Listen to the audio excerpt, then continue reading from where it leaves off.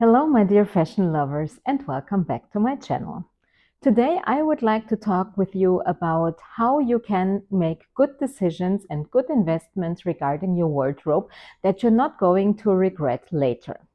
But before we dive into today's subject, I would like you to subscribe and hit the notification bell so that you do not miss out on my further content. And now, let's get started.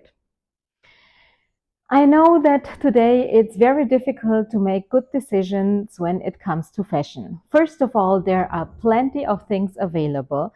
Then we are always exposed to the newest trends, to people on Instagram wearing things, to YouTube videos like this, where people like me tell you what to wear and what is on trend and what to dismiss from your wardrobe. So sometimes you might feel left behind, or you might feel that you need something new, you go and buy it, and then you end up not wearing it. In order for you to make good financial decision when it comes to your clothes, I created today's video. Now I'm going to give you 10 points for making better financial decisions when it comes to your wardrobe. Point number one is to invest in timeless classics. There are certain staples that you're definitely going to need. Be it a good pair of denim, be it a wool sweater for winter, be it a good white shirt or like a silk top. Those things you are going to definitely need, and there it really pays off to make good decisions. Either it's clothes that you're going to wear on repeat, or it's shoes that you're going to wear on repeat. When it comes to these items, it's really worth to buy things of a higher quality so that they're going to last you longer. Point number two is to save up for buys, meaning if you know that you're going to need certain items, or you simply want to add a certain piece to your wardrobe that costs quite a sum of money, then it's worth to plan this ahead, meaning every month you put aside a certain amount of money until you have your money together to go and buy this item without any regret.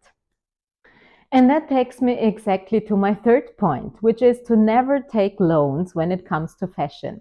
Now, this might be more for my American viewers than for my European viewers. I know that this is not so common in Germany, for example, but it is very common in the US, and I don't know about other countries.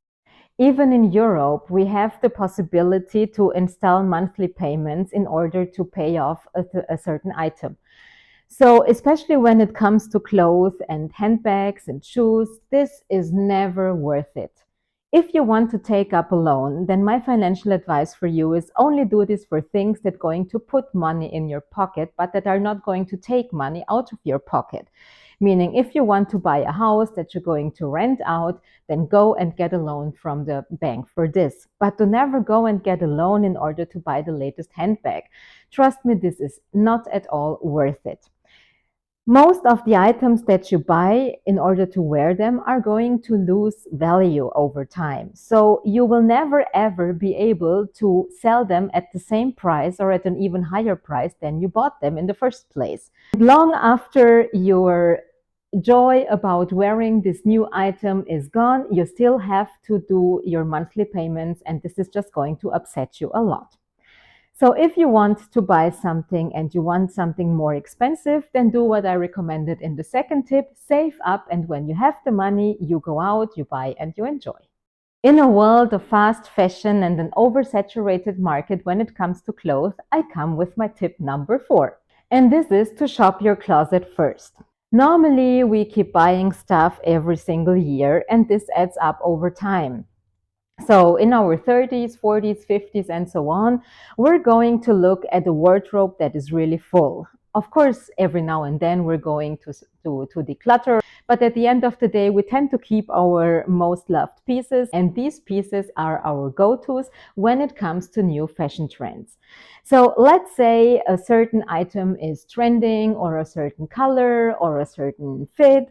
Then first of all, I encourage you to go and have a look in your closet, to really watch what you already have, and maybe, and I'm quite sure that in almost 80% of the cases, you're going to find a good item in your wardrobe to recreate a trend. So you do not have to go out and shop for something new. You can simply make those things work that you already own. My fifth tip is to make a list, like a wish list about the items that you want most when it comes to trends. And from there, you select maybe three favorite items. You go and buy these, and maybe not in the most expensive place, but maybe in a fast fashion place. And then you play around with these. And then you see how far you get, and then you decide if it's worth to add another one or not. Tip number 6 is to make a 1 month no buy challenge every now and then when seasons turn. Now, let's say we transition from winter to spring, then usually in February and March, I'm going to do almost all of my shopping for the season. Meaning that in April, May, I'm completely done. Then I have set up the wardrobe that I want for the upcoming season. So I basically do not need anything new because everything is there in place. It's planned ahead what I'm going to wear when and how, and I'm good to go. So with this good planning, you can really do like at least 1 month of no buy. My tip number 7 is to avoid impulse buys. Sometimes we see something in a shop window, or we just feel a little bored, sad, whatever it might be, and we feel like, now I deserve to get something new. If you see an item that you really like, I recommend you to not buy it right away, but instead you go home and you think 72 hours. 72 hours before you're going to get this item. And in most of the cases, after thinking about it for 72 hours, you're not going to buy this. You can even do this when you order certain things online and then you have them at home, you try them on, and then you just leave them there. And after a few days, you come back, you have another look at them. And during this time, you can really think about what you really need. How are you going to combine it? How is it going to change your wardrobe? Is this really something completely innovative that you cannot recreate with things that you already own? And if after 72 hours you are still convinced that you absolutely want this item, then you want it and you keep it and you enjoy it, or you go to buy it in the first place. But really take a good time to make decisions in order to get the maximum wear out of each. My tip number 8 for you is to spend without regret. You can do this if you allocate a certain amount of money each month for your fashion budget. So you decide how much you want to spend on a monthly basis for your fashion, and then this money is just meant for buying fashion and nothing else. And if you do not spend it this month because nothing really speaks to you, you save this up for next month. And then next month you have double of the sum and you can buy something nicer and bigger. And this is a way of really spending without regretting. My tip number 9 for you is to take really good care of your clothes. So if you have timeless classics, then of course you want to really give them the attention that they need and the maintenance that they need in order to last you for a long time. But even if you have trendy pieces, if you take good care of them, who knows when this trend might come back, and then you're good to go with what you already have and you do not need to buy something new. My 10th tip for you is to make a wish list about the items that you would like to have for your wardrobe. And when special occasions come up, like Christmas or your birthday or anniversaries or whatever it might be, you can simply wish for those items. And then you let other people gift you these items so that you do not have to go and buy them yourself. And there you have it, 10 tips for managing your money wisely when it comes to fashion.